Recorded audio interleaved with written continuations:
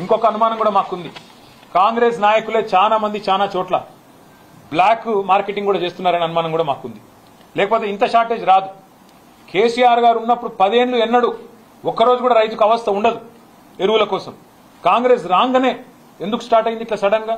Buffer స్టాకులు పెట్టుకునే విధానం కానీ ఇంకోటి కానీ ఆ నైపుణ్యం కానీ అధికారులకు ఉంది.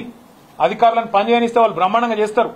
కానీ మా అనుమానం అయితే ఖచ్చితంగా ఈ బ్లాక్ మార్కెటింగ్ ఏదైతే జరుగుతున్నదో, ఇవాళ బ్లాక్ మార్కెట్ లో ఎరువులు అమ్ముతున్నారో దాని వెనుక కూడా కాంగ్రెస్ వాళ్ళు ఉన్నారనేది మా అనుమానం.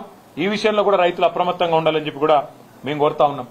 ప్రైవేట్ కంపెనీల నుంచి మరి వాటికి లబ్ధి చేకూర్చి వాటి నుంచి భారీగా ముడుపులు దొబ్బాలన్న ఆలోచన ఏమైనా ప్రభుత్వానికి ఉందా? లేదా కాంగ్రెస్ నాయకుల దందాలు క్షేత్రస్థాయిలో జరుపుకునే విధంగా రేవంత్ రెడ్డి గారి అనుచరులు కాంగ్రెస్ నాయకులు వాళ్ళేమన్నా ఈ బ్లాక్ మార్కెటింగ్ చేసి గోదాములలో దాస్తున్నారా? కృత్రిమ కొరత సృష్టించి రేటు పెంచి రైతును ఆగం చేసి మరి వారి దగ్గర ఎక్కువ డబ్బులు గుంజే ప్రయత్నంలో ఉన్నారా? ఇది కూడా తప్పకుండా రైతులు ఆలోచించాలి.